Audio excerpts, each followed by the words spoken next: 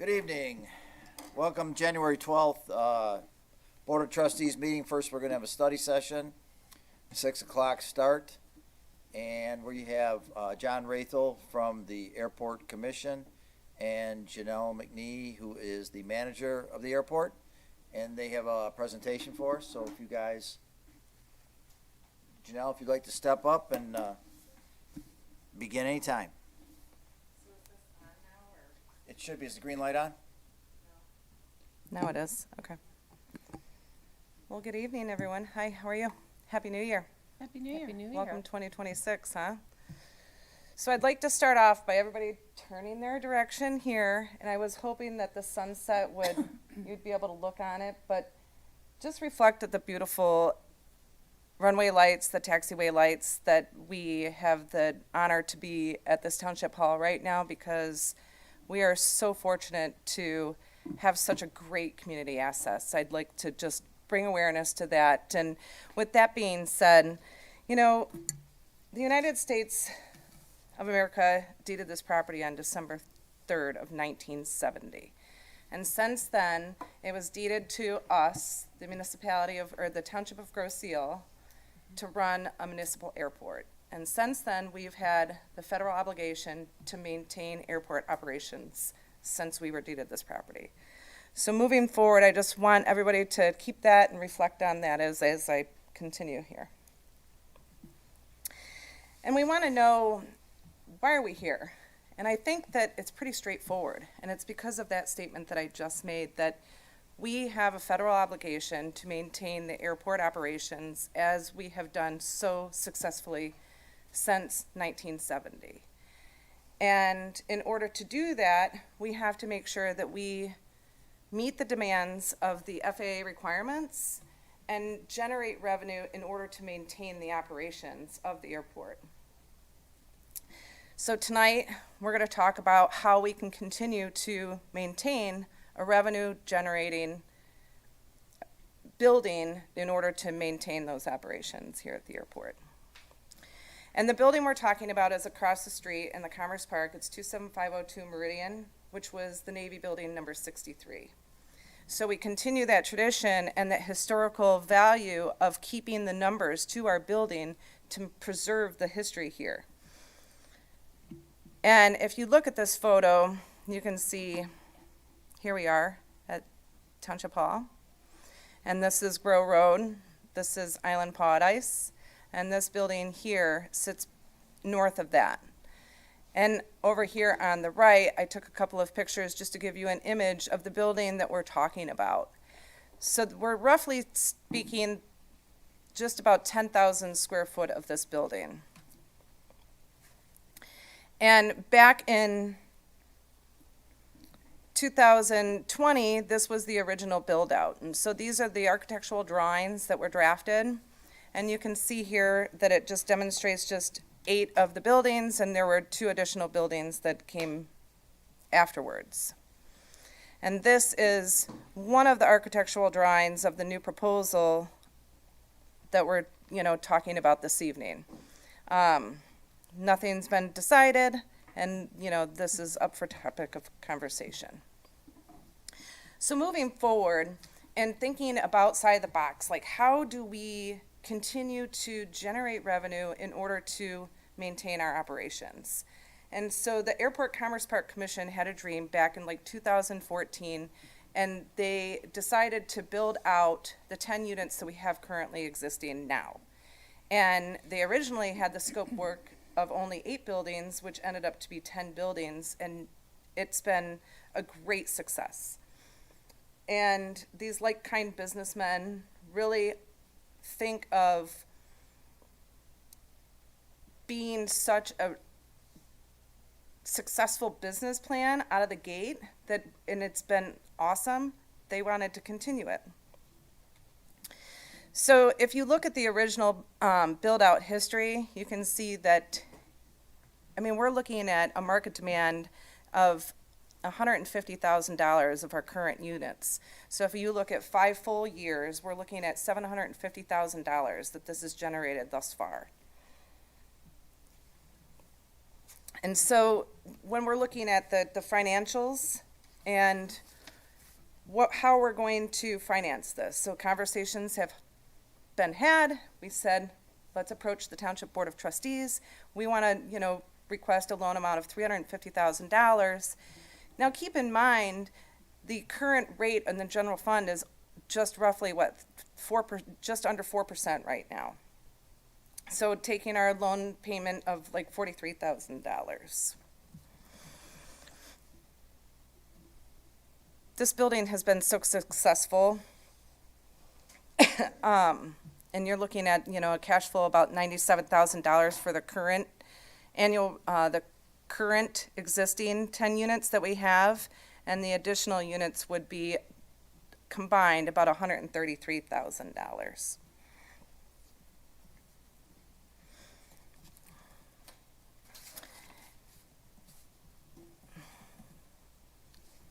So why? The community has asked for it. The community asked for it back in 2014. It's been a proven economic requirement, demand for the locals here, for the local businesses. It's created jobs. It's been such a successful unit over the past almost 6 years, right? And even during COVID, 2019, through almost 2021, we've continued to have 0 vacancies over there. So, and why does it matter? So when we are looking at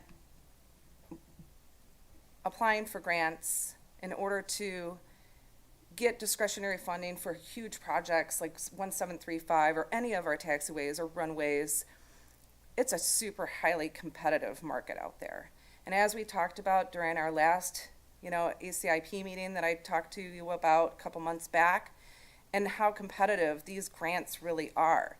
And when the FAA is looking at these sponsors, they want us to make sure that we're financially self-sustainable in order to give us this funding for big, gigantic projects like our runway or the $4.5 million, taxiway project we just did a few years back.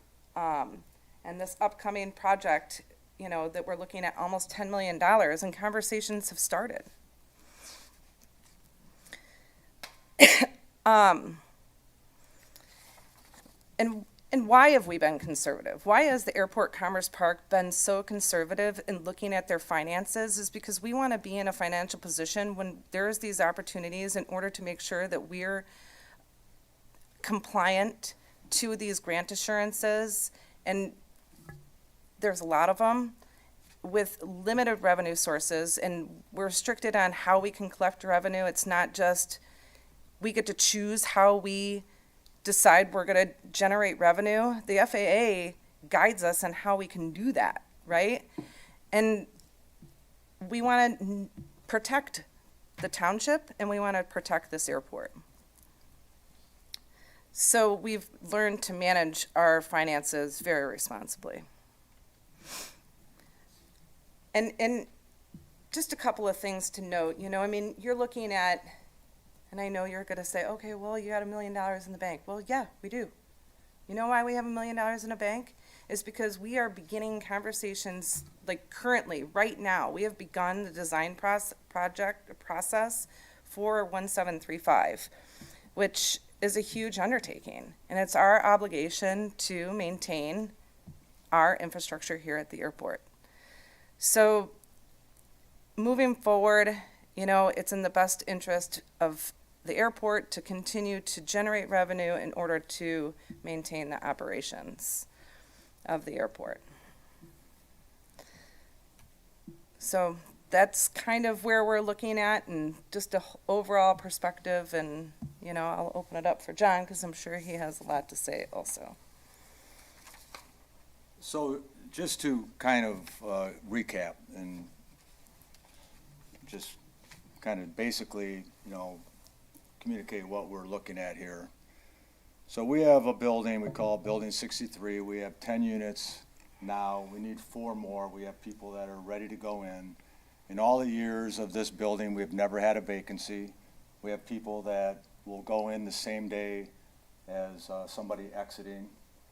It is a huge revenue generation for the airport.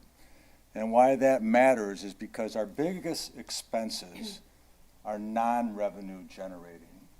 So we've got a runway project that we have to do. It's mandated by the FAA. It's a runway over here. It's called 1735. And that project, which we are in a very good position to get this funding from MDOT and the FAA, is going to be about 12 to 14 million dollars, okay, when it's all said and done. Our share, right, we're all in this together, is going to be about 5%. So you look at roughly around $600,000+ that we have to pay for, okay?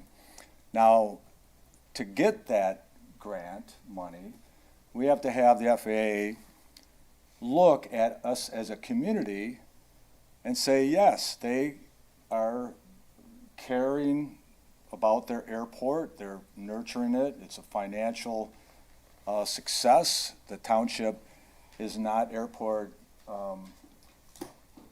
adverse, where, you know, the township wants to get rid of the airport because they don't want to give us $14 million and then, you know, the township fights, you know, that we don't even want the airport, right? They're not going to give that money.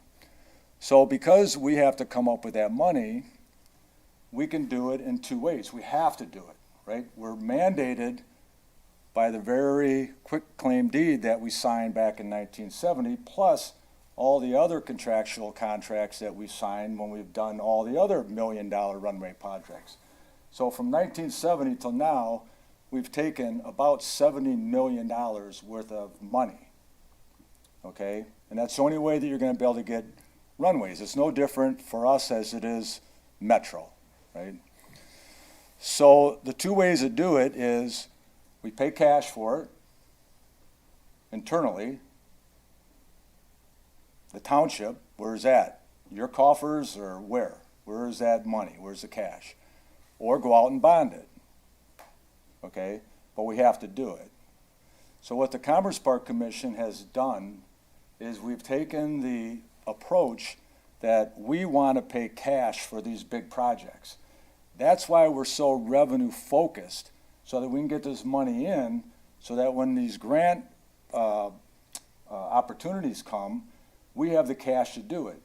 So out of that money that we have, we're going to be able to pay cash. It's in the airport account, but the township, not taxpayer money, right? It's all money is generated through revenue, is going to be able to pay that. That's important. So why are we asking for $350,000 if we have the money? Well, we don't have the money because we've got to show financial stability, and we've got to have cash to get $14 million for a runway. So you could say, well, you know what? That's great. You have the money, get the runway done. What do you need 63 for? Because we need the revenue. Every month that we do not have those buildings built, we are losing revenue. And in a year, we're looking at about $98,000 worth of additional revenue. So you guys have a little over $2 million of general fund, non-discretionary money sitting there at under 4%. We always call it a rainy day fund or whatever. It's been 100 different names, but it's always been around here for 30 years. It's always 2 million, 2.5, 1.8, 2 million. And it's designed for interdepartment loans and helping the township out. It's non-discretionary. So you guys can do it. It's sitting there under 4%. What the airport is saying is, look, you loan us $350,000, us, but we are on the same team. We should be over there, right? You take $350,000 out of that account, let us build 63 4 units to generate $98,000 worth of new revenue. We pay you back at 4.5% interest, a full half a point more than what you guys are doing now for 10 years. That money fits very well into our budget for the fact that after we pay you back, we have net profit back into the airport of $46,000 annually. So we pay you back out of the revenue that we're generating out of those 4 units. You say, well, that's only if you rent the 4 units. Absolutely. But we have people that are ready to go, and we've never had a vacancy. This is something that this Commerce Park Commission has planned for years to build these things out. And here's the other thing. Let's say the sky's falling, the bridges are this, and the money's that, and it's blah, blah, all the stuff that, I've been around here long enough to know the realities of all this stuff. But let's say that you go, what happens if a bridge falls in the water or this or that? The monies that we would still have generating revenue, you could recall the note anytime you wanted. You could recall it. You'd say, a bridge fell in, the sky fell, a Russian satellite came down, destroyed something, we need $1 million right now. Let's get the money back from the airport. They owe us another $120,000, fine. There it is, call the note.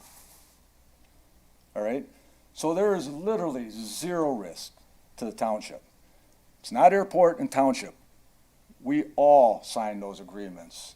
All of you guys did is just basically put a commission in charge of the airport to make sure that this airport is self-sustaining and it never goes into the hands of a taxpayer. Because when we took it in 1970, all right, the township board said, you guys run it, but don't ever come back and ask for a millage.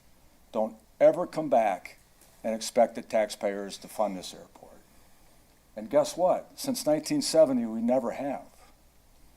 But because we've got these big obligations that we have to do because of our agreement, we get into situations, and they're rare, all right, that we need some financial assistance from our other team members.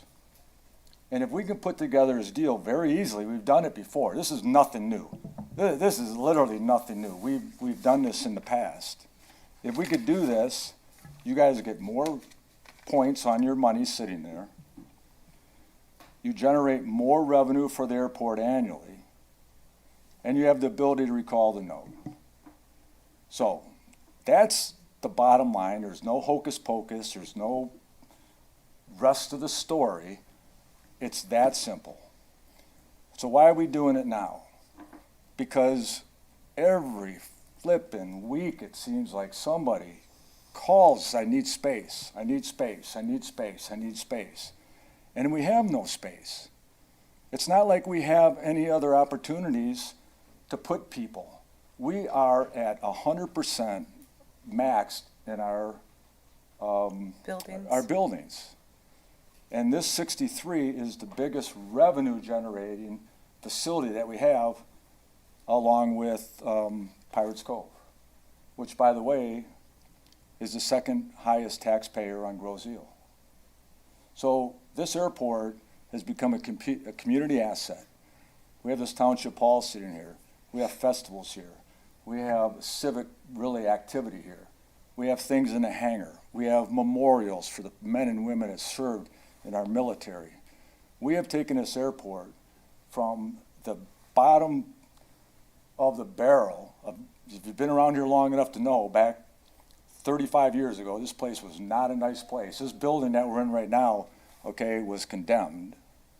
We've taken it and we've turned it into a tremendous community asset. So all we're doing is saying we want to continue that together, and this is an opportunity for the township board to provide an opportunity for us to generate more revenue. And that's the story. And if anyone has any questions or... Thank you, both of you. I just opened up to the board if there's anybody that has anything. I have a question, but I'd like to hear them first. And Well, I actually have a question if no one else is ready to go. yeah, you go ahead, Mark. It's just quickly, has the option of using the money you do have in reserves, the $1 million, we'll say $1 million, using it as collateral to get a loan outside the township. Has that been a thought, or has that been a? Well, we Look can't into. do that, for one. We can't Okay. go out. So what we can do is we can bond. But bonding, the airport, Commerce Park Commission doesn't have the authority to bond. Don't we, isn't that Okay? outside? You are the only members of the community that have the ability to bond. So you can go out and bond, all right? And it's like 5.5%. It goes into we bond it, right? You guys are familiar with bonds, right? So we could get the money that way. And we can. I spoke to the bonding attorneys about a month ago, and they were like, yeah, no, you guys are golden. You can bond whatever you want, even if it's not backed by a millage. So we can do that, which is fine, but the opportunity to bump up your return from 3.95%, I think it was as of today, to 4.5%, puts more money into our coffers, right, of our return, not the 5.5% that it would cost the township if we went out and bond. So this is an opportunity that we could keep the money inside and have a higher return. And as Treasurer Flavin knows, our investments are very, very conservative. We can't do anything, really. We're basically subject to the lowest interest rate in the market. We can't do anything to get it higher, except in an opportunity of internal. If you guys went and took this money and you put it at the DDA, or you put it over there, or you put it there, you don't have a return, right? You're investing into a community project that you think will be good for the community or whatever, right? And I'm not on a board. I can't say those are good or bad. But this is a business decision. It's just business. It's like money's invested, money's returned, and you get it back. So are these terms that you're putting out, I'm sorry, you said 10 years, is that what it was? Yeah, Okay, 10 years at 4.5? yes. So are you guys married to those terms, are those? Absolutely optimal? not. We will go 20 at 2%. Oh, you cracked me up. I do also, way to go. I set you up for that. I do want to say how much I appreciate how much time and effort you and your commission put into this. I think that you're always looking for ways to make improvements, build your bottom line, and the fact that it also provides us with a tax base with, improving that, I think is very fiscally responsible. I guess if I had a concern, I guess I'd have to understand, the big picture of where we're at with our spending this year when we talk about that rainy day fund. But I really appreciate, how much work that goes into this and how smart you guys are about things. And, your professionalism and your business knowledge with this, because it's very clear to me that, you guys come to us regularly and you're always looking for ways to make improvements. And I see it and I appreciate it. So I got to say this, and I mean it from the bottom of my heart. I've been at this airport for 30 years now. This is my 30th year. And I take the responsibility that the board has given, and I'll talk only for me, the responsibility that the board has put on me to steward this airport for the community. Everything that we do here is to sustain it financially so that the taxpayers don't have to support it, but as important, to make it a community asset, to make it a good neighbor, right? So all these things are not divisive. They're not you against us or us against anyone else, right? It is a group of people, and Janelle has come on board and, talk about a manager that understands that as well as I do, and she's only been here for 5 years. And I really appreciate that, Margaret. That means a lot. But it is important to know that it's not adversarial. It's not us trying to huckster some money, right? It's not. It is straight up good business. And I agree with you, Margaret. I mean, I have a kind of the advantage. I've been around it for so long. I've been on the board for many years. I've been on most every commission except the public safety commissions, which we were just talking about. You guys do need to know, like, what is, there is no rainy day fund. I mean, that was just a name that somebody, but there is non-discretionary monies, right? And it's not a road millage or a rec millage, or it's what monies are sitting there, right? And you need to understand what it's for and what it's not for. I heard, well, if a bridge fell into the creek, and a whole island can't get off, we need that money for that. No, you're not. You're not gonna spend that money on that. It's not our bridge. The county is not gonna let us build some bridge immediately because we have that. You're looking at a major catastrophe, something like that. You got FEMA that's gonna be involved with, humanitarian efforts. So you have money, but you really do need to understand what it's for and what it's not for. All right? And traditionally, and I think you can verify this with Derek, traditionally the money has been used to support other departments, interdepartment loans or grants. But for us, it's always a loan because we have the ability to pay it back with interest.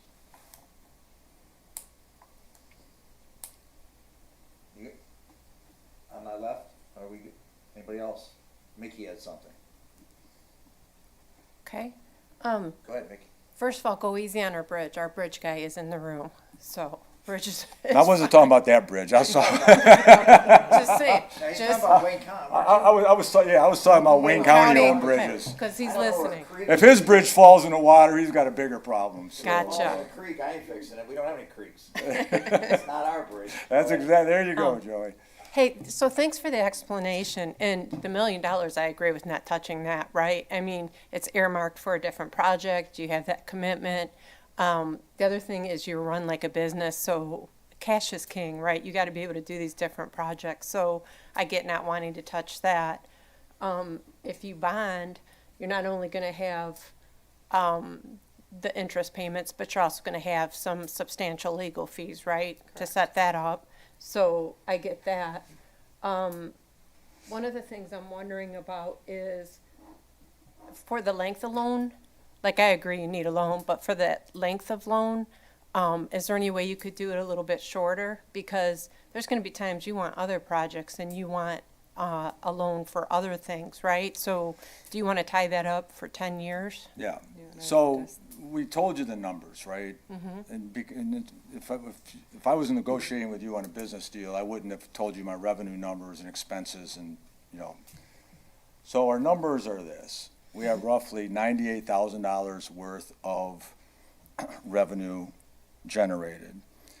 If we look at the annual estimated loan payment, it's roughly around $44,000. So if you subtract the 98,000 plus the loan payment, you have a net cash flow of around 36,000 bucks. That comes at the airport. Is it 44? It's not lower than that, your payments? And At No, 350 at 4.5% over a 10-year, it's Right, roughly it's 44,000, 44,000. roughly. So 44 grand a So if we year. do that deal, Yeah, so so, you're almost trying to split it half, a little bit less than little bit. half to us, the rest Correct. to revenue. yeah, so that's Correct. why we did it, right? So it's Okay. like, okay, you guys get that half, we get this half. I mean, I think it makes sense for us to do it. I don't want to not do the project, okay? It makes sense for us to do it. It doesn't make sense, it can, but it doesn't make sense to go out and bond it because we have the ability to do it internally, right? If you all say, hey, let's squeeze these guys and let's get more of that $46,000 on our side, all right? I mean, all right. I mean, like, it's not a competition, right? Right. the reason that we did it this way is because we thought it was fair, like, okay, we bring this money in, you get half, we get half. And the monies that we get now go into our coffers, say, to run the airport, to do the maintenance that we're required to do in other buildings. But I think the terms of the agreement, if it goes through, that you have to have the right to pay it off early, and we have to have the right to call the loan in if we need it. I mean, you're writing it. You know, Right. we can't do it. I mean, we're not, Yeah, you know. I just want that discussion out there because, Oh. again, there might be other projects. You got a lot of moving pieces, and so at some point, you might want to pay this loan off. You might get a grant, focus You on guys something are in else. your second year of a very complicated situation with the township. You have a lot of stuff that you've been dealing with. You come in right from the start, you got the bridge, you got all of that, right? Mm-hmm. And you're all trying to figure out everything from a 30,000-foot view, right? You gotta see everything. And I know how difficult that is. I mean, I really do. I've been where you're at, all right? But it's not that and that- difficult based on the information that you provided, and the Well- bridge is an enterprise fund, right? So, Right. and we have a solid board But I'm taking talking care of about that. when you guys look down at the township from a high level. Mm-hmm. And that's why we said, listen, if you want to recall this for whatever reason, it's not like you have to tell us that you're recalling it. I mean, it's not like, you know, well, let's go see if we can get the Commerce Park Commission to agree that we want to recall this. We're all here, right? All it takes is, we need the money. All in favor of calling the balance of $100,000 from the airport? All in favor? Aye. 1, 2, 3, what? 4 wins. John, I'd just say that too, to keep it more flexible, because I think some people might be concerned, right? But if you take away that concern and say, hey, if there really was an The- emergency, the you could get Commerce it Park back, Commission right? and myself personally have no problem. We want all of you to be good stewards of our township. We're all residents here. We all rely on your decisions. We all elected you. We want to be a good partner running this airport. And the only reason that we're here is we don't want to lose the revenue from this building. We don't. We cannot spend our money that we have to do it. Either you guys give us the $300,000, $350,000, so that we can build them, or you guys decide that you want to bond it, or we don't do it. And if we don't do it, we'll just keep moving on. But we're gonna lose a lot of money. You're gonna lose money, and we're gonna lose money. Hey, John, just one last comment. So this is a study group, so Joe, we're not being asked tonight to decide, right? So this will come back. Of course you're It'll- being asked tonight. Well- Would you be willing to approve it tonight? Well, no, normally we need an action item, right? I mean, I'm a sales guy. I mean, if I can get the order now, man, I'm good. Yeah, no, we can't vote on anything, we can't, it's not on the agenda. Yeah, that's all. So anyway, you know, guys, we thank you literally for the trust that you have in us. Janelle, we're so blessed to have Janelle as our manager. I am so proud of the Commerce Park Commission, and you guys hear me every meeting that we go over $1 million. I'm like, $1 million, you know? It's because when we started this 25 years ago, we had $800,000 in debt and no revenue. So you look at what the Commerce Park Commission has done in its last 25 years. We have taken a facility that was run down, beat up, defunct, down and out, and we've turned it around. You guys are sitting in this beautiful township hall that's been a tremendous benefit, and we have generated revenue to invest back in. And we have gotten tremendous tenants. The tenants that we have, all the ones in 63, are really incredible tenants that value our community. They provide services. You know, we have Pauladice that has been tremendous for the community. We have Pirates Cove that's been tremendous. Bill Sod, one of our greatest residents, okay, is investing over $1 million into a facility that he doesn't even own. And he's not doing it to generate revenue. He's not doing it to make money. He's doing it to give back to the community because he cares that much about the community. He supports many things. He supports many communities. And he's doing this to support this community. And if you can ask him. So we have tremendous value. We got a restaurant. The east side of this facility, the building that's connected to this hangar, which is the east side of Hangar 1, we just signed a lease and we got architectural drawings for a brand new restaurant bar that's gonna go in there. They'll start construction this year. It's called Whiskey Tango. And there's gonna be some high-end office space to go in there, but it is a tremendous value to the community. And everything that we do, we look at how can we improve the life of the average Grosio resident at this airport. Because back when I started, this room wasn't here, but there were 150 people that would storm the airport commission meetings to shut this place down because it added no value. It was only a loud, obnoxious dumping ground for Grosio. And now we have a tremendous asset. So you're adding the bar, right?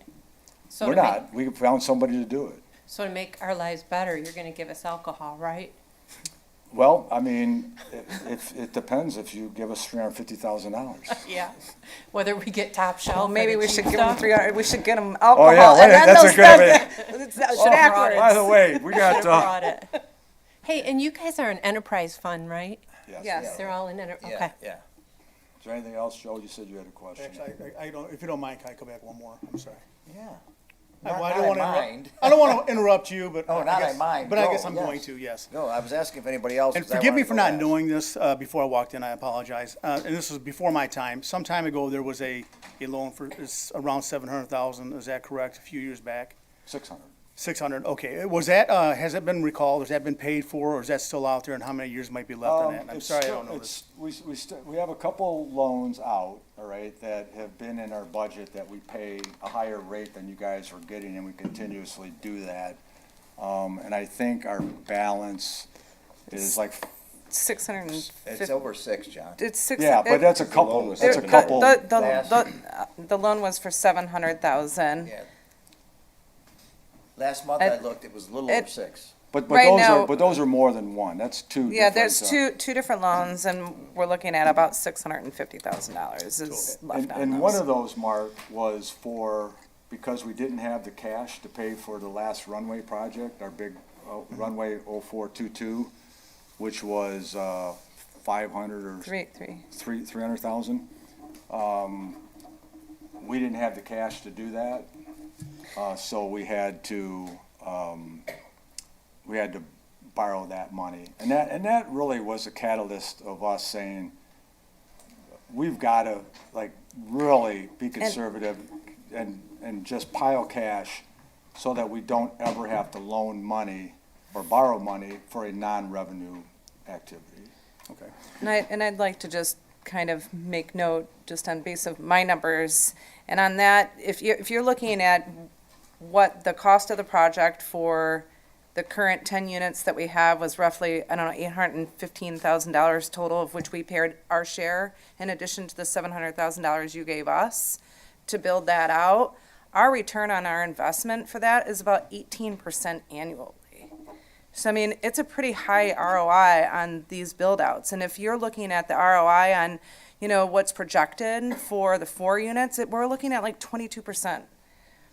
So, I mean, that's a large amount of return on this investment versus us coming in a couple of years and saying, look, we need $600,000 for a non-revenue generating requirement. And we continue to build our tax base in the process. That's correct, yes. Well, I'm we not- are in a better financial position now with you guys here than we were back in 19, right, Derek? Would you agree with that? In 19, Yeah. So you look at where we're at financially, we are in a better financial position than we were back then.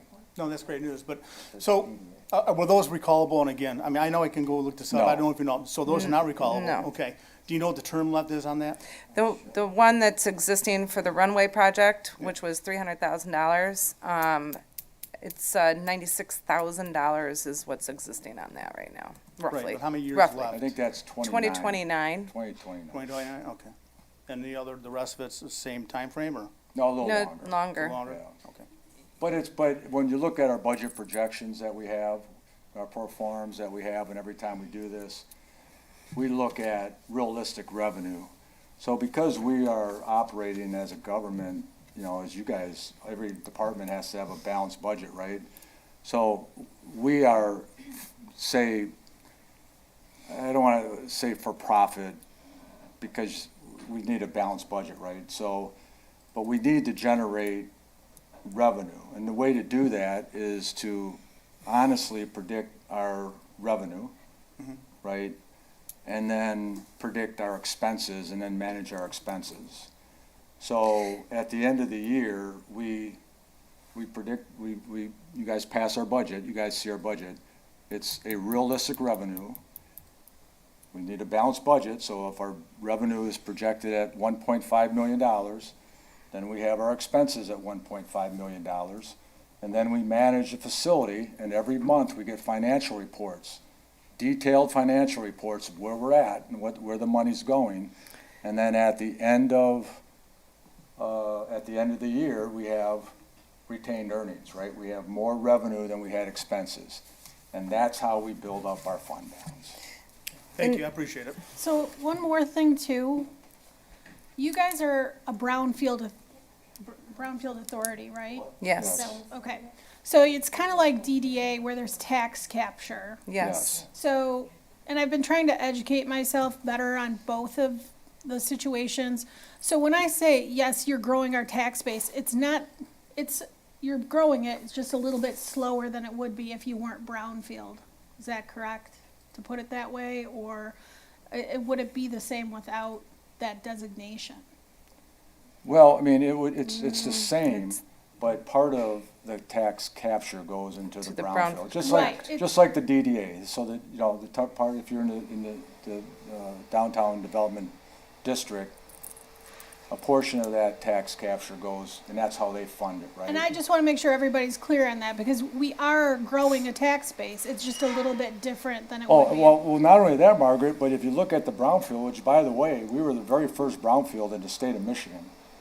If you look at the brownfield and what it's done, has remediated a lot of stuff at this airfield, a lot of stuff. I mean, the Brownfield Authority has paid for a lot of environmental remediation that has helped the entire community.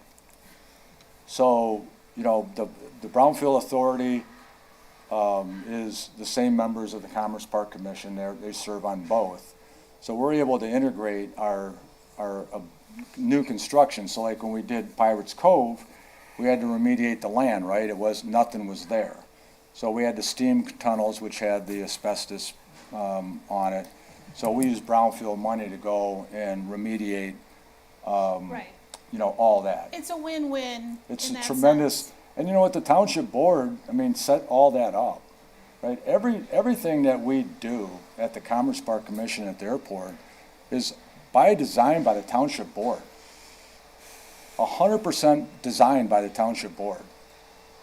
There's no other entity that has built this system that we have except the boards previous. So it works. I mean, it you know, you guys got a lot of stuff to worry about. You don't have to worry about the airport. Jameson.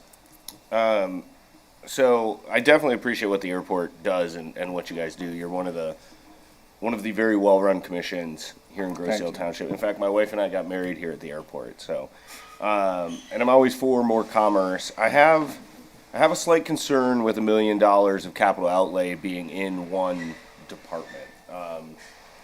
And I know it's not a competition between the board and the airport, right? But there is competition between departments. You know, I mean, we have a trail system. You know, it's 10, 12 miles of trails around here that are aging. and many of them need repairs, B-packs, millage is expiring next year, right? The marina needs a massive investment, and they actually could pay back a loan. So I'm a little bit concerned about the amount of that money just being dedicated to the airport and not being, Yeah, dispersed to some of these other concerns, right? And I definitely understand the airport's gonna use the money well and do a great job with it. yeah. But that's one of my concerns. And then I had a couple of questions. So, what are you guys getting per unit for these new units? Is it About 1,800? 1,800 a month? And that between, it's 2 units or 4? 4. So, okay. So that's pretty accurate then, 50% to the township and then 50% to the airport. Then what's the, and I assume simple interest, so compounded annually. All right, so we're looking at maybe 50 grand in total interest intake by the end of it. 85. 85, okay. I knew you guys would already have done the math, so. Let's see, I was gonna ask what 1735 was, but you enlightened me on that already. You actually answered a lot of my questions already. My other concern is the length of the loan. I mean, 10 years is a pretty long loan for an enterprise that has as much cash flow as you guys do. I know you want to capture some of that profit right now as well, but that's one of my concerns is the length of the loan. And then just the fact that it's just the amount being outlaid to the airport presently kind of inhibits other funds from maybe making use of it, Yeah. ties it up. So. Well, let me address that, because there's nothing that's more frustrating than saying to one need of the township, we don't have money, when there's monies that's in another fund somewhere. Okay? I get that. The situation that we're in here is that the township cannot legally take those monies. They are legally tied by the FAA to the operation of this airport. So the township, even if we decided as a Commerce Park Commission to loan you all money, we couldn't do it. All right? So all the monies that we have and we generate are legally bound to the operation of the airport.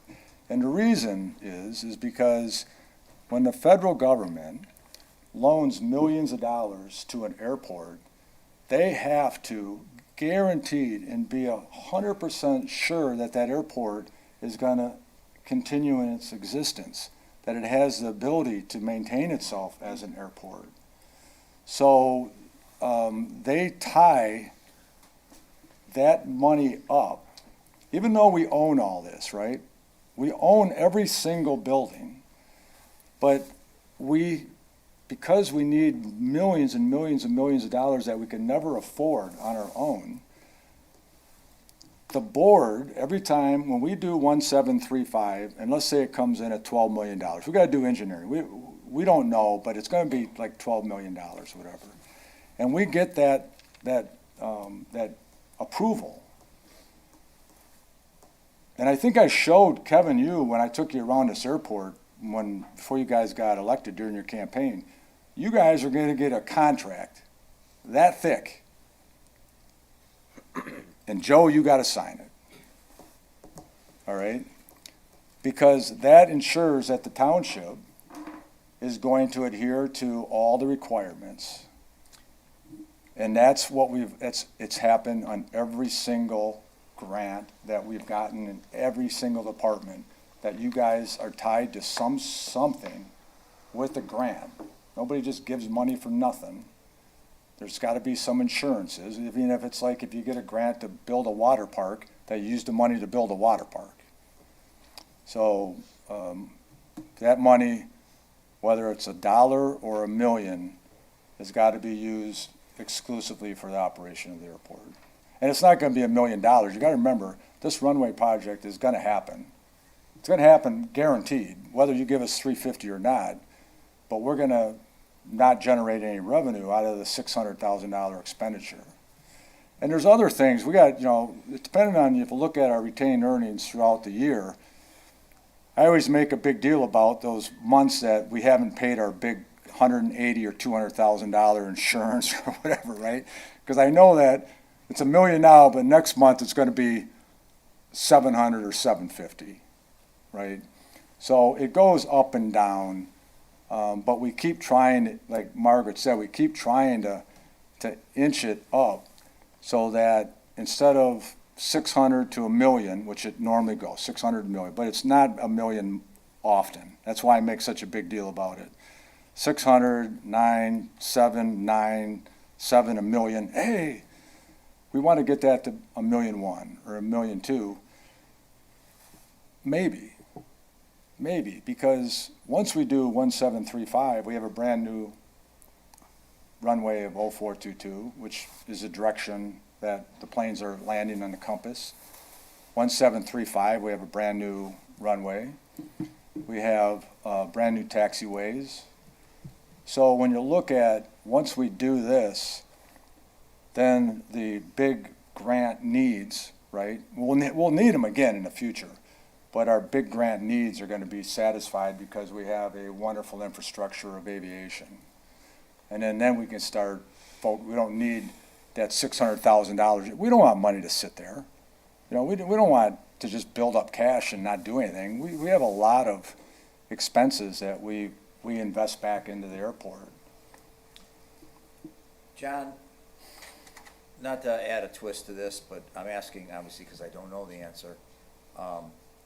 If, let's say you said legally, like, we can't come, you have $1 million, we can't just remove tomorrow 500,000. Correct. Because the FAA has a hold on it.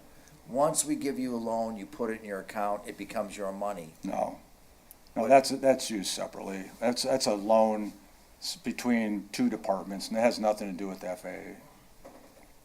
You're sure? Yes. Okay. The other loans have nothing to do with the FAA? We're sure about that. I don't have that answer, so thank you. Yeah, because they're not revenue in our account, account. right?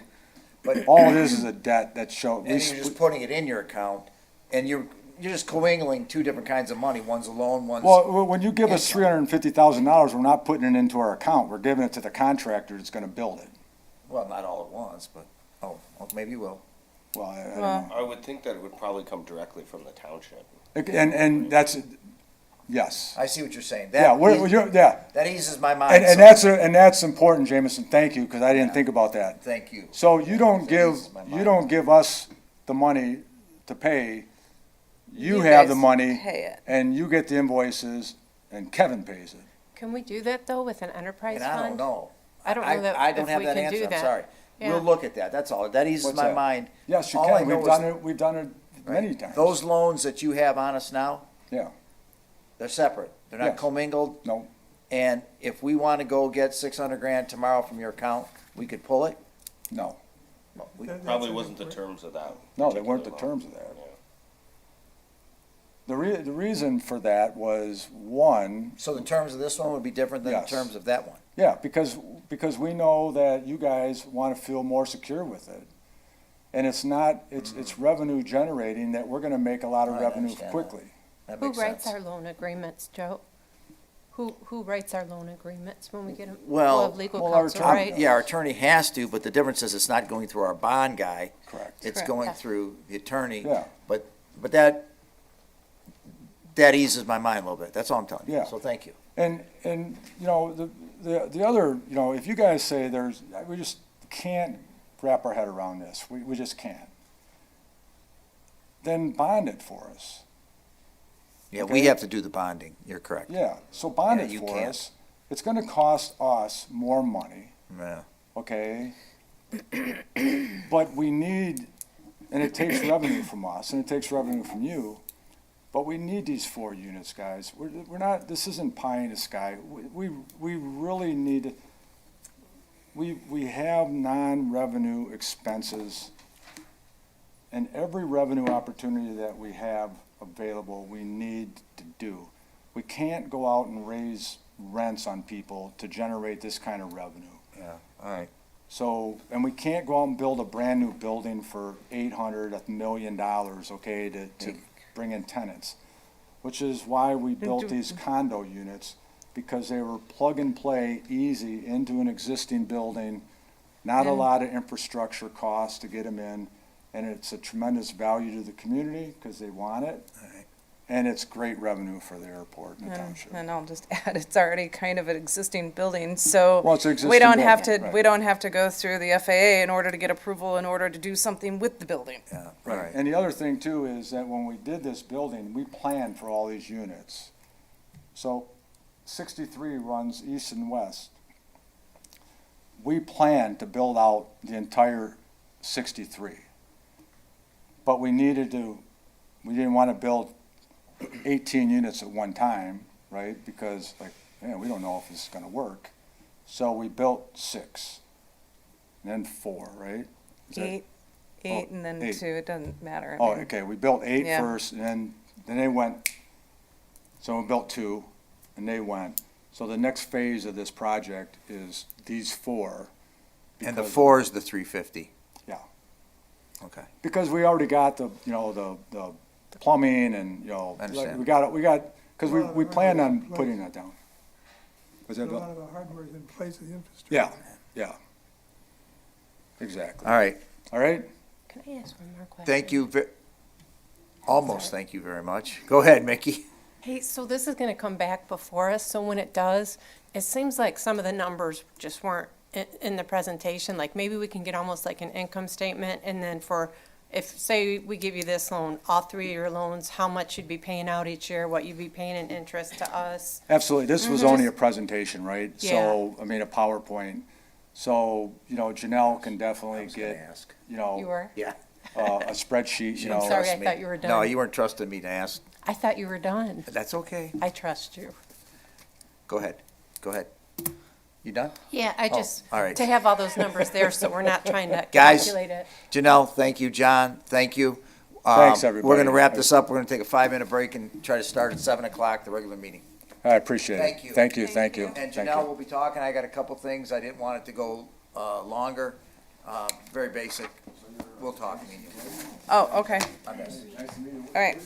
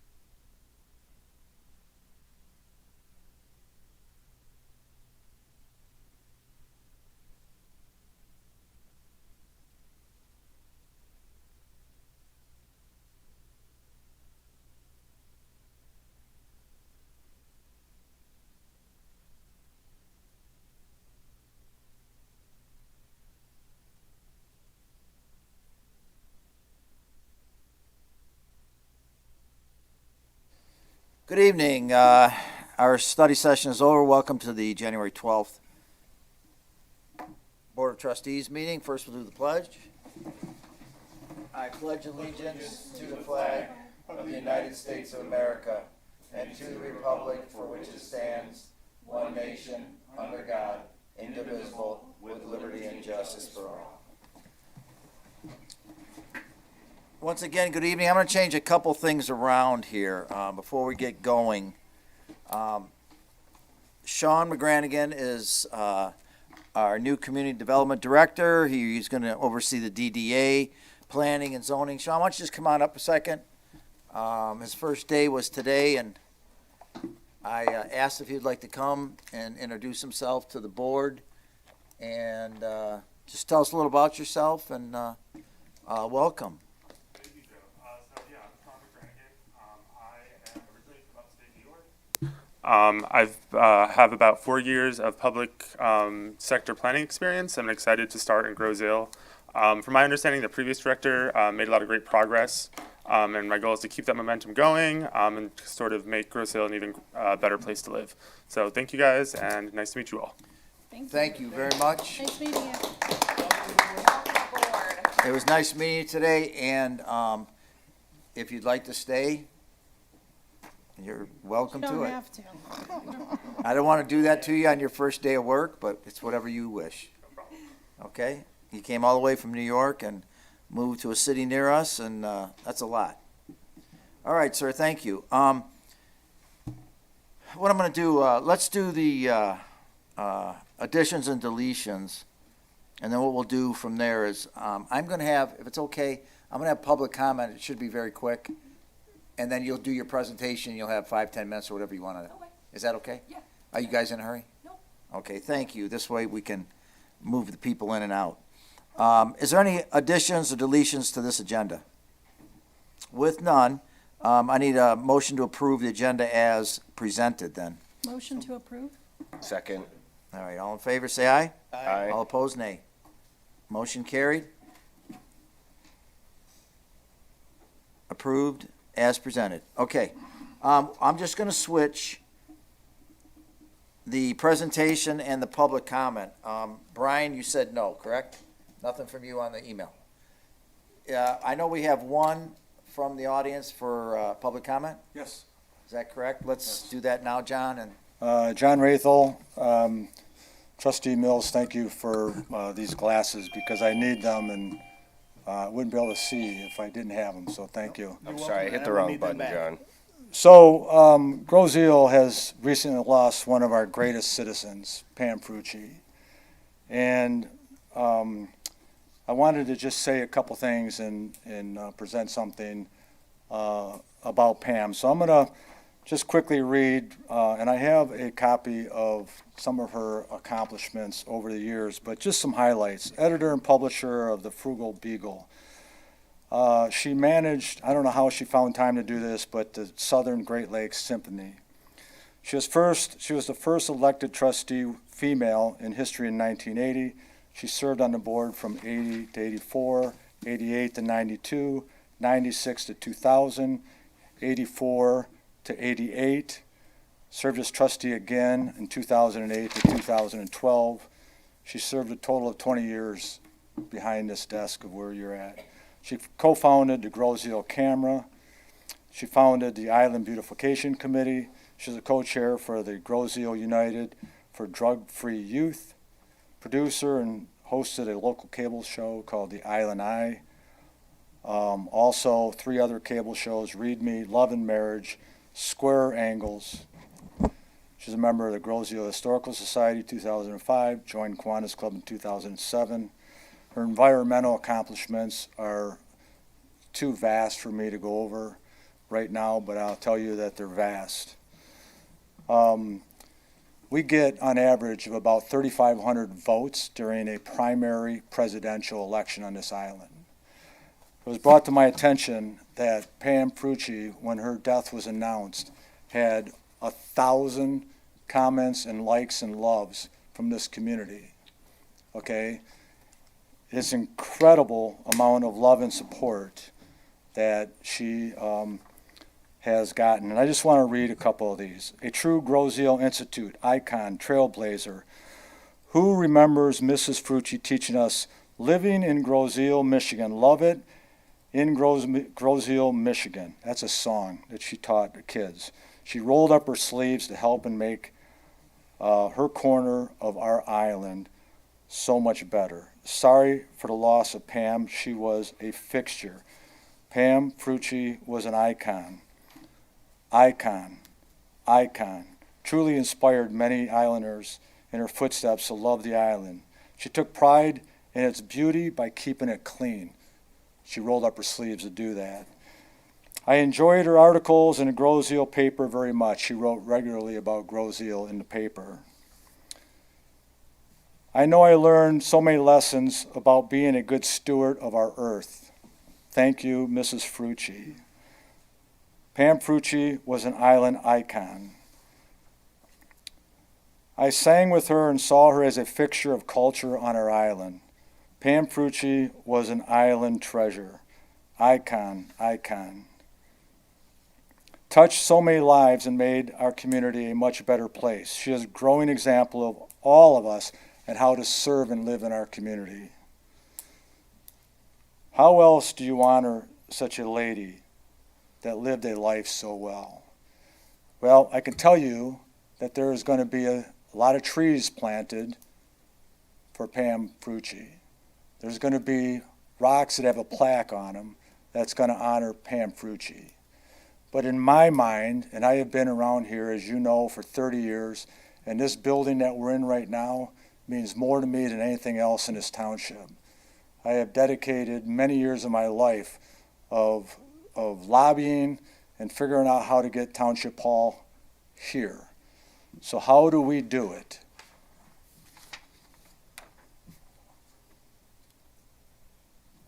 I want this township board to name this township the Pamela A. Frucci Township Hall. That's how you honor an icon that has affected so many people on this island. So, I do not have Facebook. Somebody gave me these things. If somebody out there wants to put something on Facebook, all right, to take up this action of naming this township hall after Pam Frucci, I think somebody should do that. I can't do that. I don't have Facebook, and I'm not going to get it. But no one deserves such an honor. And for me, that loves this building as much as I do, I am so hopeful that we can honor this wonderful lady with this honor. Thank you, John. Thank you. Two things, John, I just want to tell you. First off, I had planned a little talk about Pam, and you did it so much better. You really did. I'm serious. You did this quite eloquently, and thank you for that. Also, I stayed to the rule of about 3 minutes, but this was well worth it. I'm telling you. Yeah. Thank you. I can tell you, I have so many stories about her Thank and you. worked with so many projects, and no one cared more. No one cared She more. was quite a lovely lady, Pam a Frucci. wonderful woman, and she was all Grosse Ile. All It was all Groseal. for Grosse Ile. Thank you. All right, thank you. Okay, we're gonna go to the presentations now. Why don't you come on up, introduce yourselves, we have a state rep. However you wanna do it. Sounds great.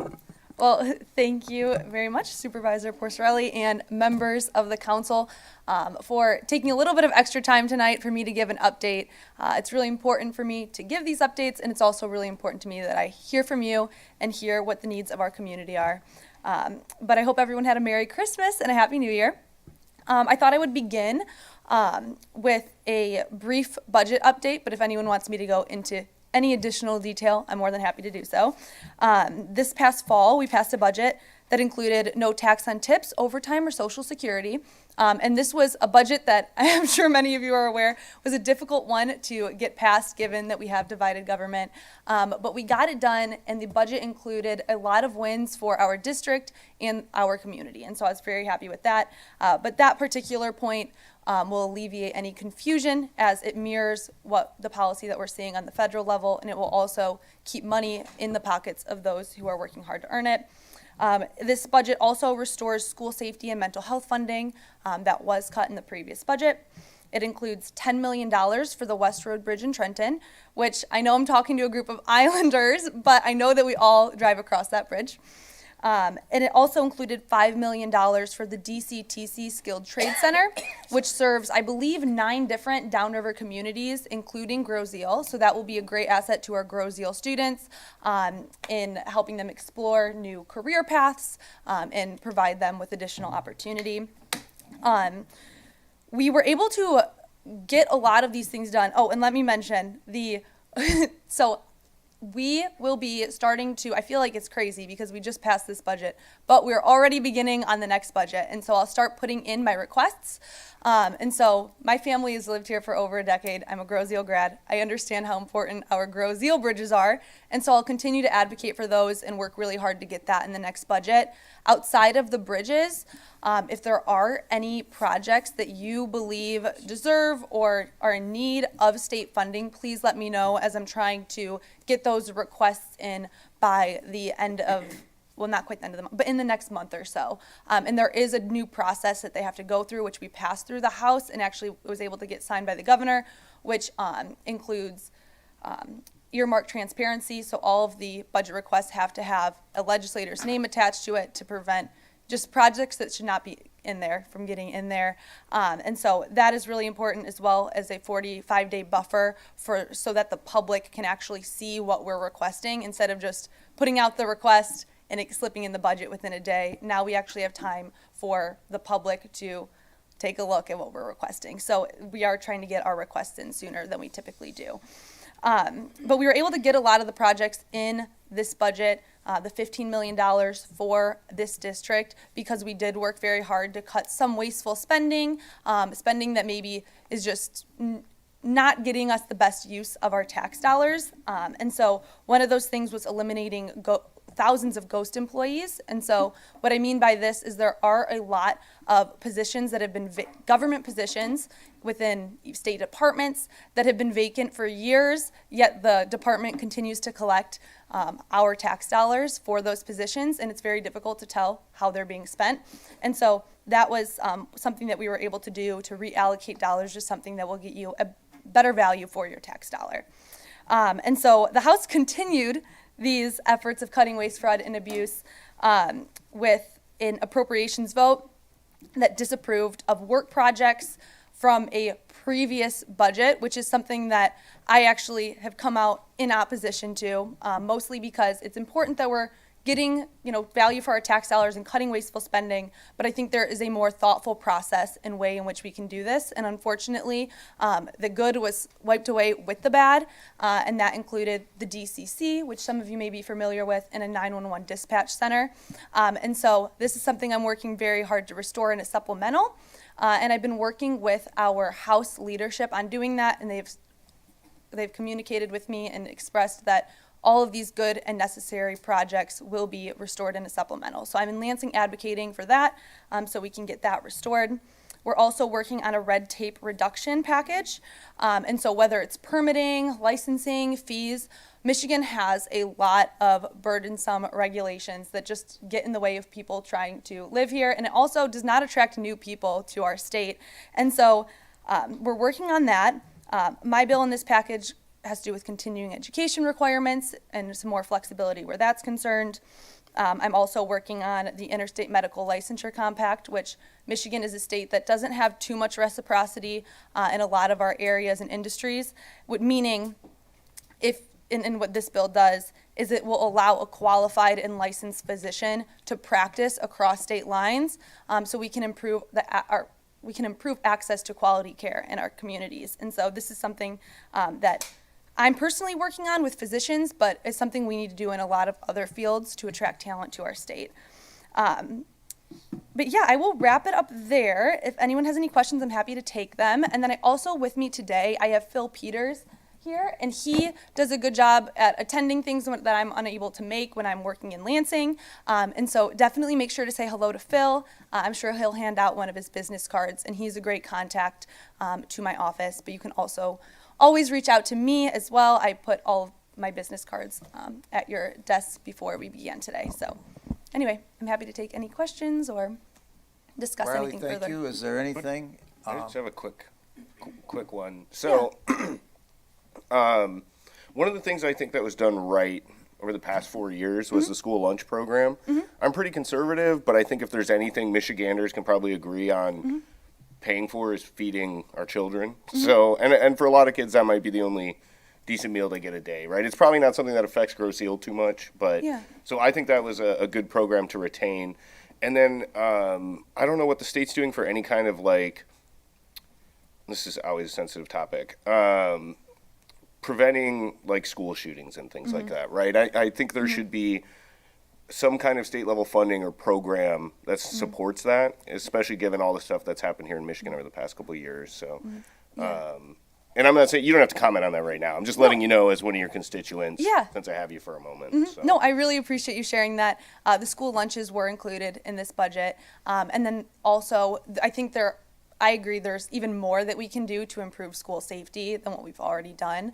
In this budget, the restored school safety and mental health funding does assist in that, whether that's school resource officers or whatever it may be, that is aimed to address that. But I do agree that there's plenty more that we can do. Well, I appreciate that you guys are rebuilding all that back into the budget anyway. So thank you. Absolutely. Yeah, thank you. Thank you, Riley. Of course. And Phil, I'm sorry. Bill, did you have something? I'd like to get a word in if I can. You certainly can. Downriver has a lot of infrastructure that needs attention because of commerce. I mean, when the Gordie Howe Bridge opens up, there's more traffic coming through, maybe more storage buildings, more freight. We have a number of intersections where railway crossings hold up a lot of other traffic that's going by for a long time. It needs a lot of money to change them. We've had some money for one of the bridges on Allen Road, roughly Van Horn. If more attempts to improve that could be made, I think that it would be beneficial to the community. Yeah, absolutely. Thank you for your comments there. And I agree, infrastructure needs to be a focus. And it has been. We secured, is it nearly $2 billion in this past budget for local roads and infrastructure. And so hopefully we'll see some improvements there. I know that there's always a road that needs repaired and there's always, a cone out, but. I'd like to add a thought just to this in terms of the growth of this area. When you have a lot of warehousing, I've been to warehouses that were just huge that had 5 employees. There was no housing. And the trucker that came there had come in from Chicago and was leaving for Kentucky. That kind of situation doesn't build a tax base as much as if you have people who are living there and buying a pizza there, etc. So if some sort of legislative mandate could promote the second alternative, I'm suggesting it's worthy of thought. Yeah, I think there's definitely an issue when it comes to housing and accessibility. And this is something, so I sit on regulatory reform, and we've been listening and taking testimony from different organizations that are proposing different solutions to the housing crisis that we're facing. And so I can keep you, I agree that that's an issue, and I can keep you updated as far as what we continue to work on. One thing that doesn't, well, it will end up resulting in more homes, but between all the red tape and licensing and the permitting process, to just build a home, it's automatically at $90,000 just to get through all that, red tape. And so by lessening some of those burdens, we can try and drop costs a little bit. But there are so many different ways that we can improve that. And as we take more testimony from different groups, I can keep you updated. I'd like to refine my thoughts just a little bit. Yeah. Certainly, a lot of people are longing for a home. And I understand that. But what I was talking about was building a tax engine for the community. In other words, if it's got this low density of people and nobody driving through, you haven't got a structure that you can build this tax revenue on. It's a little different, and maybe the two could work happily together, but I just wanted to refine that thought a bit with you. Absolutely. I appreciate you clarifying what you meant. And again, I do agree with you. And I think that's, once again, something that we can do is work to make our state an attractive place to live, and that will hopefully build our tax base.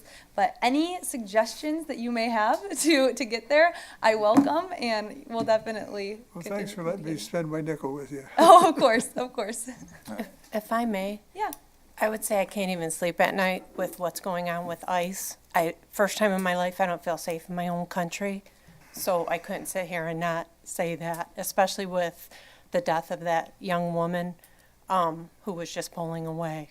And so I'm shaking right now just talking about it, but I don't get the opportunity to talk to you very often, so I just needed to throw that out there.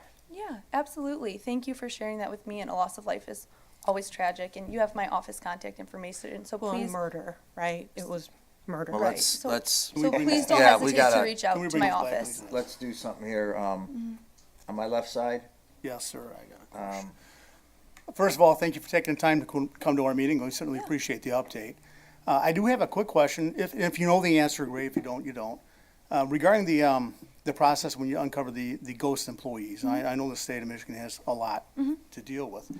Was that done through some type of outside forensic agency or audit or something like that? Or was it done internally? You know, I can get back to you with exactly how that was done. That would be great, thank you. Yeah, absolutely. I will make sure to do that. I do know that within that, we included plenty of buffer room so that no legitimate jobs were getting cut, and there was room for some growth if a department had a legitimate vacancy. So we ensured that, but I'll get back to you with that information. Thank you very much. Of course. one to my far left. Yeah, absolutely. All right, just three really quick things. I'm a firm believer, and obviously I work in local government, so I'm a bit biased, but I'm a firm believer that local government provides a tremendous amount of service to the residents throughout the state of Michigan. Trash service, police and fire, we can go on and on about all the services we provide. What is very important to maintain those services is adequate funding. So I just want to go on record that any time that the state looks at their budget, I think all of us here can say we're firmly opposed to any reductions in state shared revenue. Those things are promised to us based upon, the removal of our ability to adjust our taxation with Proposal A in the Headley legislation. I understand the state, when it looks to cut things, that's an easy area to go, but really, those reductions in revenue really impact the residents and our ability to be able to serve them and provide services. So just wanted you to be aware of kind of the stance, I think, of at least my office with regards to any potential reductions in those funds. Second one was with regards to short-term rentals and the ability for us to regulate those. I know in the past there had been some conversation about removing our ability to regulate short-term rentals and handle those at a state level. I'm a firm believer that the municipality knows what's best for its community, and doing a shotgun approach to regulating those removes our ability to tailor those types of uses within our municipality, which obviously presents significant challenges.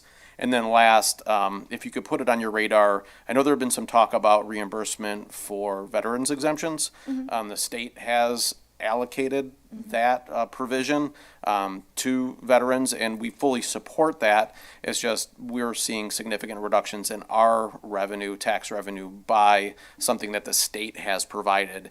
And at least I firmly believe that the state should build into that a reimbursement back to the municipality, because we are starting to see severe reductions in our revenue as a result of that provision that's been provided by the state.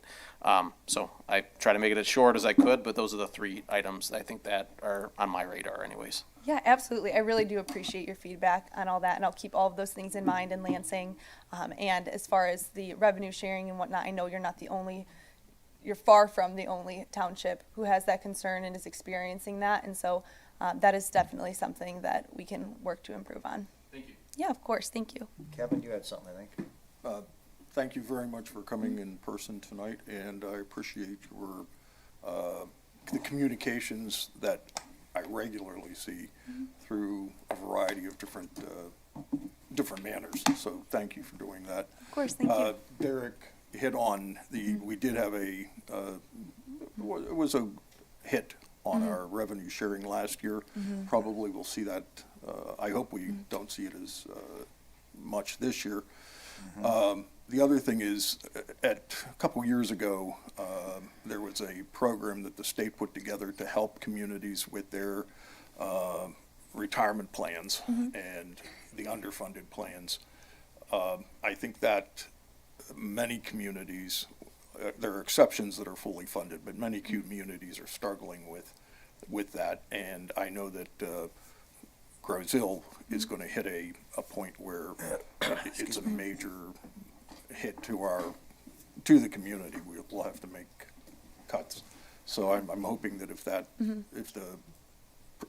the money is available and it presents itself, that would be a wonderful help to small communities like Grozil. Yeah, absolutely. And absolutely. thank you for doing everything you do for us. Yeah, thank you, and thank you for all that you do as well. And actually, if you could, Phil, I'm sure is taking notes of everything you're saying, but yes, but don't hesitate to reach out if you have any other suggestions or ideas or concerns, anything at all. All right, thank you very much. I'd just like to make a comment. Phil, I don't mean to embarrass you here a second, but what is your exact position? Regional Member Service Advisor with the central staff Okay. for the State House. The reason I ask that is Phil and I have been to a couple functions together. He's been very open, I don't want to use the word approachable, that's your job, but you're the first individual that ever listened to me, took a notebook out, took notes, and actually got back with me. I'm stunned. Yeah. I'm serious. Well, I don't mean to grease you too much here, Phil, but you're the quiet one. But the point is, I was just at a dinner with him, and we were just talking, and probably that one right there, that notebook. Yeah. And he actually called me, he got back with me, and, because you can't imagine how many people I speak to at these functions, and sure, bye. Yeah. So, just thank you. You're kind of quiet. It's okay, but he's got that. Yeah, absolutely. No, thank you for those kind words. Phil is amazing, and he really does keep everything together. And when I'm in Lansing and there's a community event back in district that I'm unable to make, he'll go for me. And he does. He always takes notes, and he really does report back to me. He does. And there are so many things that we've worked on in Lansing that came directly from a constituent that he talked to. So he really is amazing. And so I appreciate you recognizing that. And I'm happy to hear that. I appreciate that. I'm not used to, Yeah. I don't, not like, you have small talk, but he actually called me back with the answers. Yeah, That stunned me. that's amazing. Thank you. Thank you. Thank you both. Yeah, thank you so much. I appreciate your All right. time this evening. Thank you for your time. Thank you very much. All right. Since we switched that around, public comment is gone. Okay, Kevin, do you want to do the consent? There we go. Got it? I'd like to move that the board approve consent agenda 25-097 dated, Need a second. second please. Thank you. The agenda consists of the minutes of the meeting of December 8th, 2025. Check register dated through January 9th, 2026. Board of Review income and asset threshold guidelines. And That's the it. approval for today's January 12th, 2026 meeting. Okay, for approve consent agenda 25097, all in favor say aye. Mr. Supervisor, we're going to need a roll call because number 3 is a resolution. Oh, I'm sorry. So we need a roll call for the whole thing? Or just number 3, Brian? Just do the whole thing. It makes The it whole much thing? easier. Okay, all in favor, then I'll go down the line. William, Aye. Margaret, Aye. Mickey, Aye. Mark, Aye. Kevin, Aye. Jameson, Aye. Joe, aye. Okay, motion carried. Okay, the action items. Number one, approval of categorical exclusion for land released vacant property on Meridian from the airport. Bill, are you ready for that one, or do you want No, somebody? actually, I'm not. You're not? Okay, does somebody have that pulled up already? Yeah, Not I right can. now. Margaret, go ahead. Yeah, Margaret can, that's fine. Go ahead. So, the principal residence of person or persons who in the judgment of the Board of Review by reason of poverty are unable, am I reading the wrong one? Yeah, that's the wrong one. No. Yeah, sorry. The land release for the airport Got vacant it. Meridian. Based upon the recommendation from the Groseal Airport Commerce Park Commission, the Groseal Township Board of Trustees hereby approves the categorical exclusion, CATAEX, if you want the acronym, proposal provided by CNS Companies Incorporated for the vacant Meridian land release. The cost of this CATEX will be $6,300. Second. Do you want me to go through the history, the National Environment Policy Act, NEPA, and special purpose environmental laws and regulations require environmental impact analysis of proposed airport actions that are subject to the FAA decision.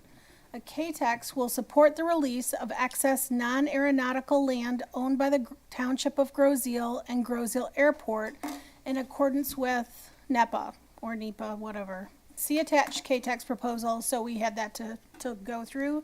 And the financial impact, again, is $6,300. So what this basically is, I had to go over this a few times, and thank you, Derek, unless you want to, do you want me to explain it, or are you? No, if, feel free to do so. Oh, you're looking at me like, don't even try it. Basically, anything on the airport, the FAA has control over, and it has to be for a certain reason. So what they're trying to do is release this strip of land to sell it, which is on Meridian. It would be just west of the roadway on Meridian, south of Meridian School. I'm sorry, I don't know how long, Yeah, and it's how just big, to, just, large it is. just to clarify, not necessarily to sell it. You could potentially sell it if you received a release. And in addition to that, there is a CADX that has to be performed to be able to petition the FAA to allow for that release. Right, and that's So- what this is, that's what we're voting on tonight. So, okay? Kind of a tough one to figure out, but I The think $6,300 is airport funding? Correct. it comes from Yeah. their budget, correct, not ours. Airport Commerce All right. Commission does that. All right, so for approval of categorical exclusion for land release, vacant Meridian, all in favor say aye. Aye. All opposed say nay. Motion carried. Okay, number two, I'll take number two. Let me pull that up.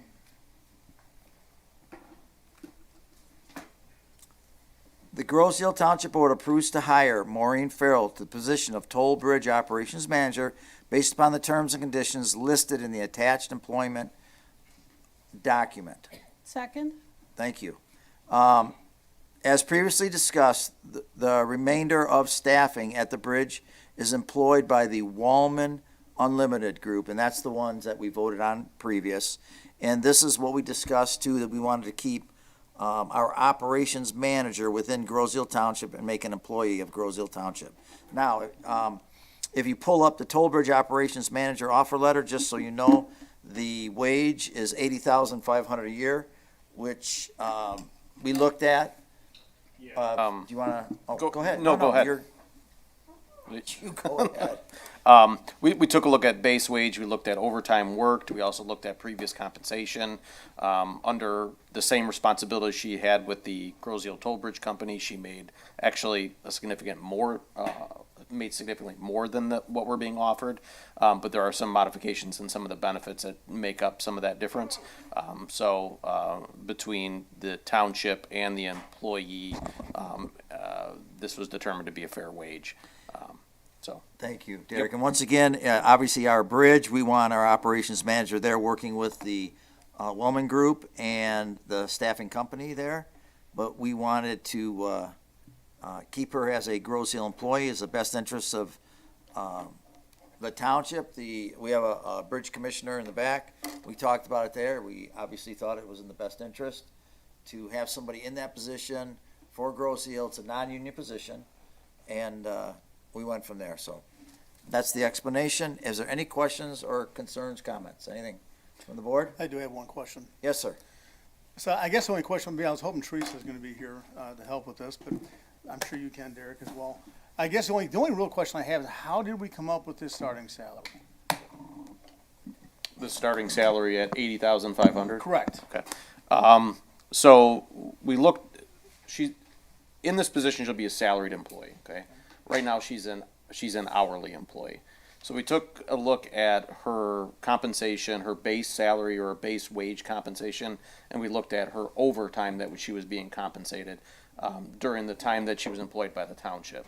The total base wage plus the overtime was actually more than the 80,500, but there shouldn't be a reduction in the hours worked when she goes to salaried position.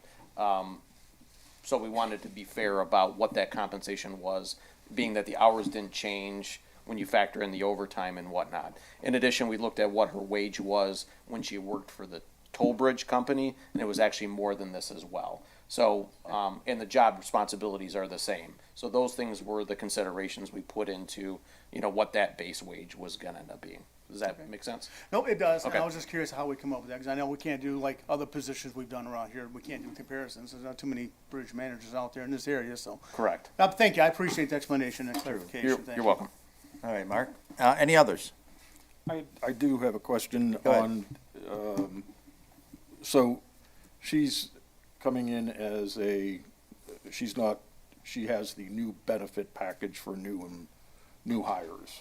That's not the same as what yours would be for, my understanding is there's a difference in what they get retirement plan wise.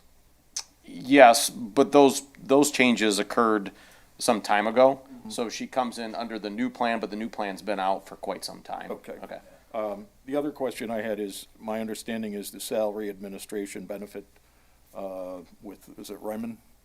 Wellman. Wellman, no, Raymond. No, the salary study. Oh, I'm sorry, the salary study. Yeah, Yeah. you're right, Raymond. Raymond. My understanding is that's not going to start for a number of months? It's currently ongoing. It's So we've already contract now. distributed to Raymond all of the salary information, all of the job descriptions. They're in the process of pulling all the comps right now. We obviously had the holiday in there, but we started that probably a week after it was approved by the board. Well, I think, the reason I'm asking is, I think the recording that you did to the community, will that be ready for us to use for budget time? It may or may not be We're done trying by to, but then. I'm not Yeah. sure it'll be ready by April 1st, if that's what you mean. It's not for lack of starting it, it is in process, just whether it'll be done for budgets or not, I don't know. Okay. Yeah. Thank you. All right? I had a quick question. So I know there was some concern about IRS rules and employee type and unionization, and that these employees employed by Wellman could be considered township employees under certain supervisory rules. So does making Maureen an operations manager employed by the township, have we verified with legal that that's not going to create a scenario where all of the employees can argue they're township employees? Yeah, I don't think that's a concern. I don't know that we've gotten confirmation from our attorney about that. Okay. But I think that there is a fair amount of separation between the two. And it's not uncommon compared to some other of Wellman's clients that they have that arrangement where they might have somebody that works for, the employer, and then there's staff that work alongside them that are part of their employment group. Okay. But we'll get confirmation for. Well, for I you mean, on that, but- if it's a typical arrangement that Wellman uses and they haven't had any trouble with it, I don't know why we would. They have in the past. They have had trouble with it? No, they have Oh. done that in the past. Okay. No, not trouble. Oh, okay. All right. All right, that was my only question. Yep. Okay, are we good on that? All right, action item number 2, hire toll bridge operations manager. All in favor, say aye. Aye. All opposed, say nay. Motion carried. All right, we have no discussion items. We have a clerk's report. Okay. So I sit on the Bicycle and Pedestrian Advisory Committee as well as the Rec Commission. Neither one have met yet this month because of the winter holidays. So BPAC project to repave South Point and Grow Road is probably delayed till spring given the weather. which is disappointing, but that's fine, right? We want them to do a good job and to have a high quality product in the end. Yeah, that's the bulk of it, I guess. All right, thank you, sir. Treasurers? Good evening. This is, for the month of December, Grosville Township had a total of $21,373,218 invested in various accounts. These accounts generated a total of $54,997 in investment interest, with an average interest rate of 2.6%, 2.76%. The current breakdown of these investment accounts is available at the Treasurer's website, grosville.com. And if you look on the website, they're sort of on the right-hand side, and we'll show you how all of the money is invested and what accounts they're in. We continue to collect winter tax bill payments and late summer tax bill payments at Township Hall. Winter tax bills are due February 17th. To date, we have collected approximately 53.1% of the total winter tax roll.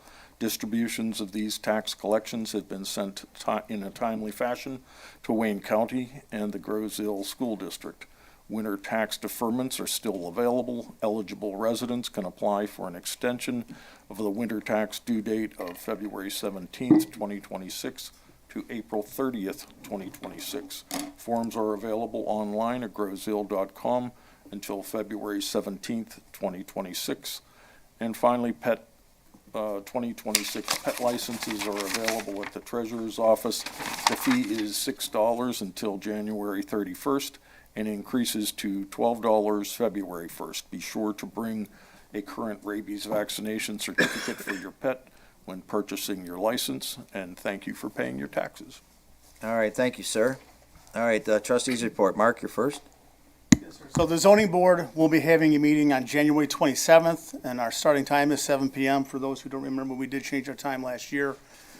Also, as a reminder that our zoning board members now have photo ID, so if they need to come out and take a look at your property, they can identify themselves properly, so you don't think some strangers just walking around on your grounds.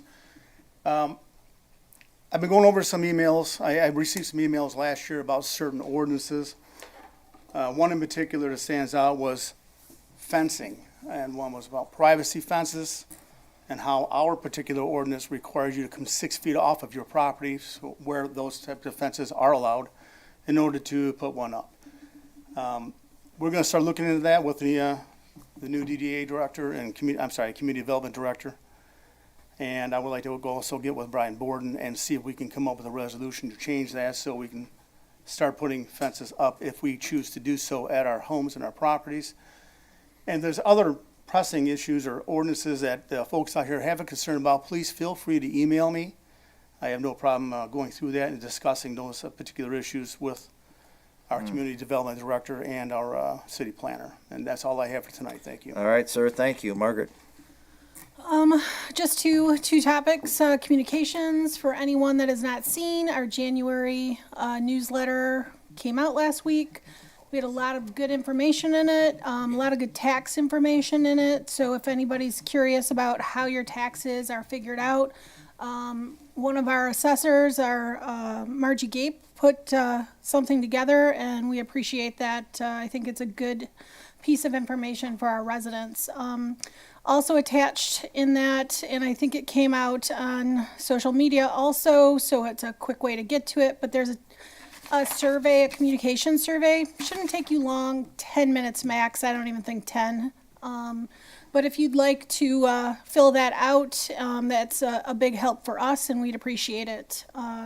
The Police Commission, we intended to talk about our millage presentation today, but we decided to postpone that to review some additional data. It's extremely important to me, as well as the PD command staff and our commission, that we provide absolute clarity. Our goal is to get another study session set up in the next week, if the majority of schedules on the board allow, and provide our millage options out to the board. And that's it. All right, thank you, Margaret. William, anything for tonight? Well, briefly, I've checked with John Schweikert, there's nothing to report here. The Planning Commission is not active at the moment. My voice is quitting on me. Airport Commerce Park had their presentation, and I'm sure you found they were thorough in what they had to say. My feeling is that we need to get a broader picture from 30,000 feet. They've put a lot of work into that, and it has merit. But I think we need to consider other points of view as well, so that anybody who would challenge us in the future has opportunity to say you were given a fair chance to be heard. That's my report. All right, thank you, William. Mickey? For the fire department or fire commission, ladder 1 and Bravo 1 are still expected in April. The next meeting is February 12th at 5 p.m. For open space, we're going to have a special meeting at the end of the month on January 31 to put together an encroachment policy and talk about a possible millage. Next meeting after that is February 3rd at 7 p.m. And Grosville Nature and Land Conservancy on Tuesday, February 17th, they're having the Secret Love Life of Birds from 6 to 7:30 p.m. at the Resource Center on Macomb. And that's it. All right, thank you. Derek, Township Manager's Report. Good evening. Just a couple of quick items this evening. DPS meeting for tomorrow has been canceled. Our next meeting will be in February.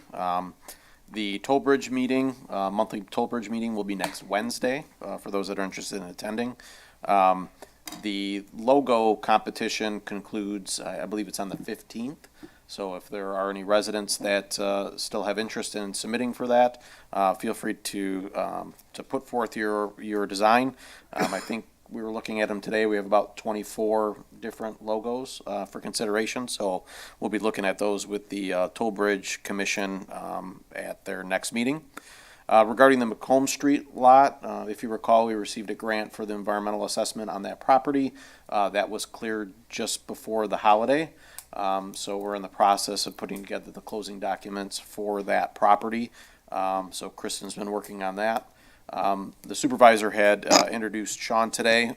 Very excited to have him on board. Like he had mentioned, today was his first day, so trying to get him settled in. I know he's got a laundry list of things to be working on, so we're happy to have him aboard and available to us to keep busy, I'm sure.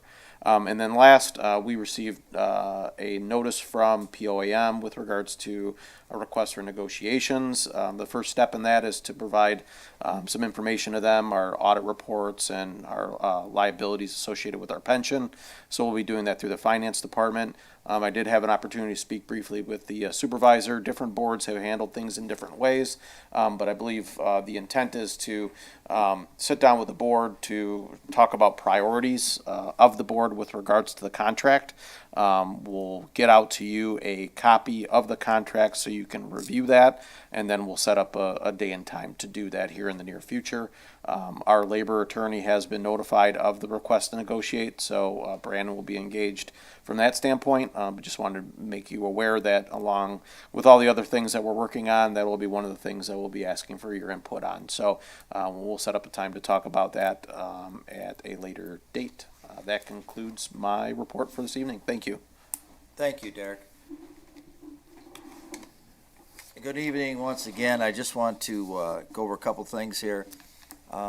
As some of you may or may not have seen, I put out a push notification last week, and I wanted to go over some of the things that the board, the administration, the departments did in 2025. And we started off with the bridge, and there are a lot of things going on. Obviously, the business end of the bridge is running very well. Revenues are above expenditures. We have some plans. We have a commissioner in the audience tonight, and we've been meeting Daryl McCartney, and what we've been doing is we're going to be looking at some engineering data from the company that we had look at the west side of the bridge in a traffic analysis, and we're going to try and just make the traffic better for the people. That's what we're really trying. We're doing everything we can. We're going to be looking at the roadway there. We're having some issues with Wayne County because it's their road. We'd like to do it, but we'll see what we can do, make it better, and also make the engineering part of traffic flow coming back to Grosse Ile. As I stated in that push out, coming off of Groseal usually isn't that big a deal. It's getting the people back, and we're gonna do everything we can to try and make some changes, possibly in the roadway, possibly at the toll plaza. That's not set in stone, but we are reviewing it. And Daryl, thank you, and that was big.